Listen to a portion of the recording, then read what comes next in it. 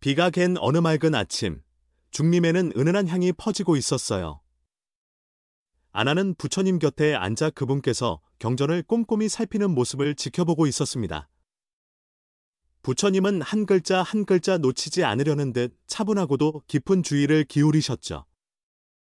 그 모습이 무척 조용하고 고요했지만 아난의 마음에는 오랫동안 품어온 의문이 떠올랐습니다. 아나는 여러 해 동안 부처님을 가까이에서 모시며 집착을 내려놓으라는 가르침을 수도 없이 들어왔습니다. 그런데 유독 부처님께서 불법을 대하실 때는 아주 깊은 집중과 소중히 여기는 마음이 느껴졌어요. 마치 티끌 하나도 닿지 못하게 하려는 것처럼 보일 때도 있었죠.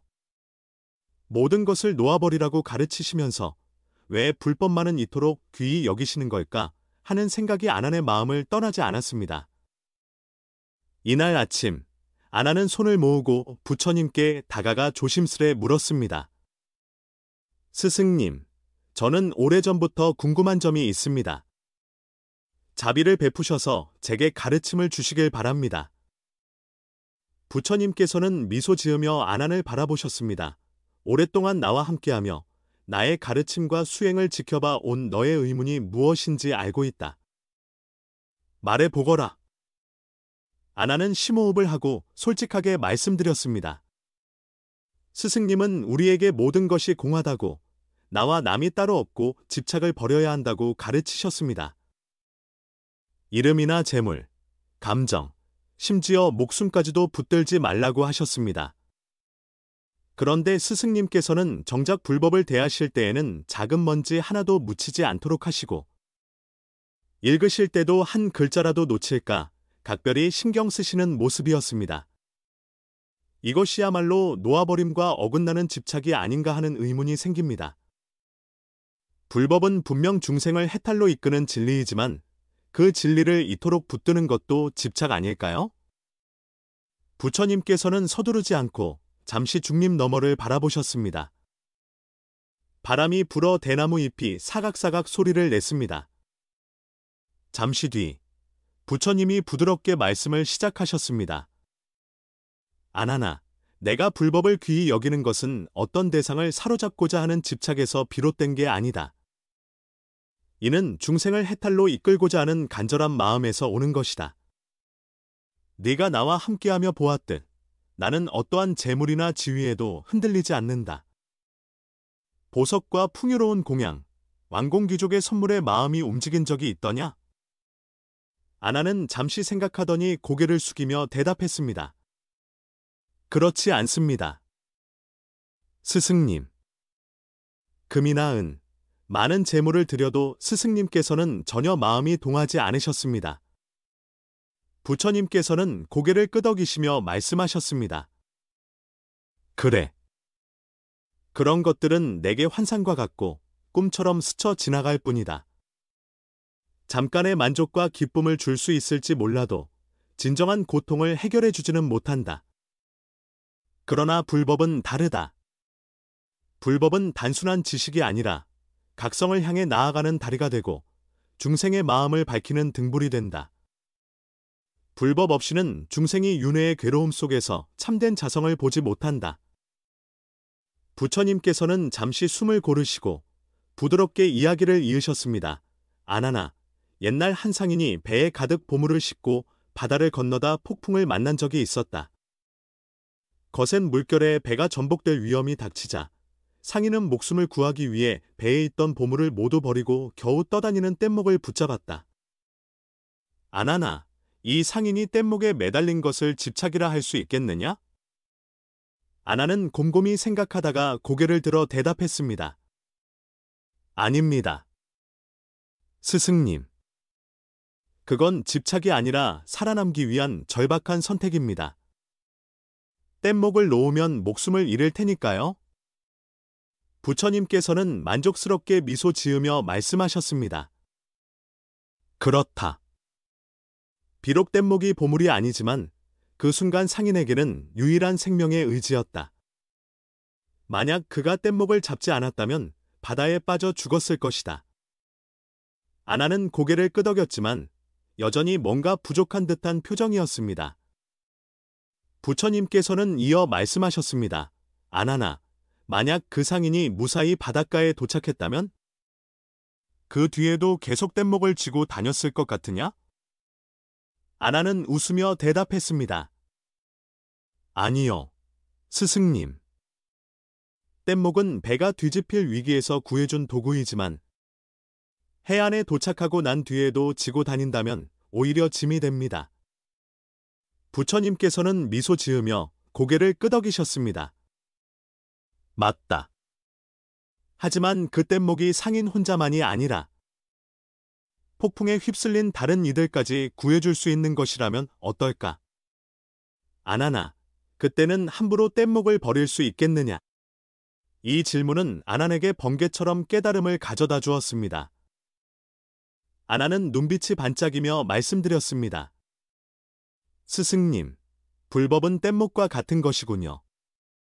그 목적은 사람들을 건너게 해주는 것이며 이 뗏목이 더 많은 이들을 건질 수 있다면 우리가 어찌 그것을 가볍게 여기거나 버릴 수 있겠습니까? 부처님께서는 부드럽게 고개를 끄덕이며 대답하셨습니다. 그렇다. 불법은 단순히 붙들고 있으면 안 되는 물건이 아니라 중생을 고통에서 벗어나게 하는 법선이다. 상인이 뗏목을 소중히 여기는 것은 그 자체에 매여서가 아니라 뗏목이 생명을 살리는 도구라는 사실을 알고 있기 때문이다. 중생을 위하는 자비가 없다면 누가 이 구명선을 소중히 여기겠느냐? 아나나, 내가 불법을 귀히 여기는 것은 내 안의 집착이 아니라 무량한 중생에게 향하는 마음 때문이라는 것을 알아야 한다. 아나는 두 손을 합장하고 엄숙하게 고개를 숙였습니다. 스승님, 이제야 알겠습니다. 스승님께서 불법을 소중히 여기시는 이유는 중생의 해탈을 위한 것이지 불법 자체에 집착하시는 것이 아니라는 뜻이군요. 부처님께서는 멀리 중림을 바라보시며 깊은 눈빛으로 말씀하셨습니다. 기억하거라. 아나나. 참된 소중함은 무엇을 독차지하고자 하는 마음이 아니라 그 본질적 의미를 깨닫는 데서 온다. 그 마음은 자비에서 스스로 생겨나지. 억지로 만들 수 있는 게 아니다. 잠시 생각에 잠긴 부처님께서 다시 입을 떼셨습니다. 아나나, 세상 사람들은 집착을 버려라고 하면 무심해지라는 뜻으로 오해하기 쉽다. 아무것도 바라지 않고 아무 것에도 관심을 두지 않는 것이 해탈이라 생각하는데 사실 그렇게 애써 무심하려 하는 것도 일종의 집착이다. 아나는 그 말씀을 듣고 미묘한 표정을 지었습니다. 부처님은 말을 이으셨습니다. 일부 수행자들은 자신이 청정하다는 것을 드러내고 싶어 좋은 환경이나 아름다운 것들을 일부러 피하고 오히려 더러운 곳에 머무르기도 한다. 그걸 통해 나는 맑고 깨끗하니 집착이 없다고 주장하지만 그 또한 스스로의 청정을 증명하려는 또 다른 집착이다. 진정한 해탈은 그렇게 겉으로만 보여주는 것이 아니다. 아나는 고개를 끄덕이며 작게 중얼거렸습니다. 스승님, 그것은 참된 자유가 아니군요. 일부러 피하거나 외면하는 행동도 결국 집착하지 않는다는 이미지를 만드는 또 다른 형태의 집착일 테니까요. 부처님께서는 미소를 지으시며 말씀하셨습니다. 바로 그렇다. 진정한 놓아버림은 무조건 부정하거나 기피하는 것이 아니라 있는 그대로를 보되 거기에 매이지 않는 것이다. 어떤 것을 좋다고 해서 집요하게 붙들면 집착이 되고 싫다고 해서 필사적으로 도망치면 그것도 집착이다. 아나는 잠시 생각한 뒤 질문했습니다. 그럼 제가 어떻게 해야 진정한 놓아버림을 이해할 수 있을까요? 부처님은 조용히 웃으며 답하셨습니다. 진정한 놓아버림은 맑은 거울과 같다. 거울은 어떤 형상이든 그대로 비추지만 거기에 물들거나 매이지 않는다. 필요할 때는 비추고 사라지면 흔적도 남지 않는다. 전혀 붙들지도 밀어내지도 않고 모든 것을 있는 그대로 비출 뿐이다. 아나는 깨달음의 빛을 머금은 표정으로 조심스럽게 물었습니다. 결국 놓아버린다는 것은 세상을 등지거나 외면하는 것이 아니라 모든 것과 있는 그대로 마주하되 거기에 걸리지 않는 상태라고 보면 되겠습니까? 부처님께서는 온화한 표정으로 고개를 끄덕이셨습니다. 그렇다. 많은 이들이 아무것도 원하지 않는 것이 놓아버림이라 생각하지만 그것은 너무 얕은 이해다. 어떤 이들은 정말 아무것도 가지지 않고 아무 일도 하지 않으려 애쓰지만 그 시도 자체가 또 다른 집착에 빠지게 만들곤 한다. 진정한 놓아버림은 필요할 때 온 힘을 다하지만 필요 없을 때는 언제 그랬냐는 듯 자연스레 내려놓는 것이다. 무언가를 증명하거나 보여주기 위해서가 아니라 그저 본래의 자유로운 상태로 돌아가는 거지. 아나는 마음이 탁 트이는 듯 미소를 지었습니다. 스승님, 이제야 깨달았습니다.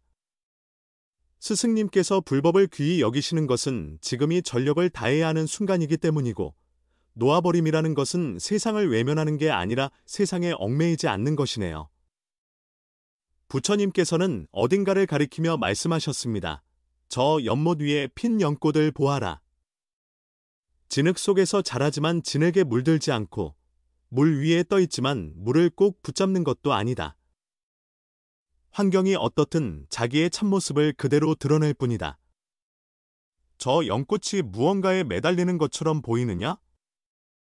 아나는 시선을 따라 연못의 연꽃을 바라보며 잠시 곰곰이 생각했습니다.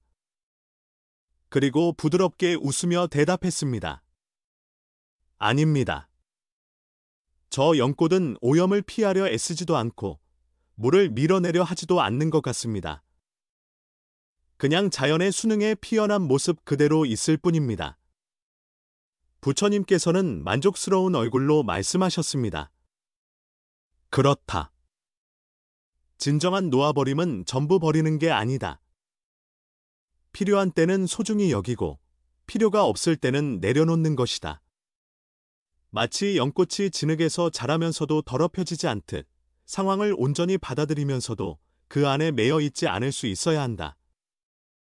어떤 일에 전념하더라도 그것이 끝나면 미련 없이 놓을 줄 알아야 한다.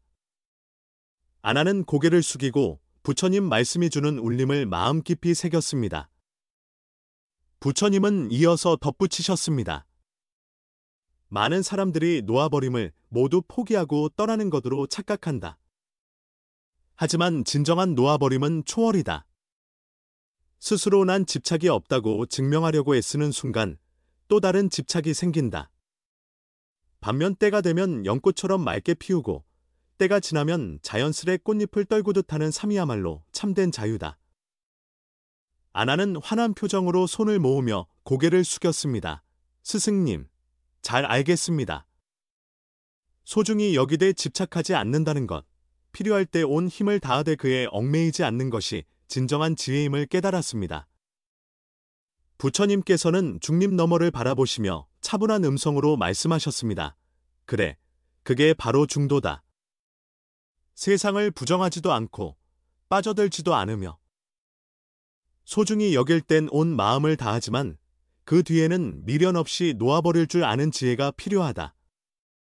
그 지혜는 사물의 본질을 꿰뚫고 마음을 자유롭게 다스릴 때 비로소 드러난다. 아나는 경건한 마음으로 합장하고 깊은 감사를 표했습니다.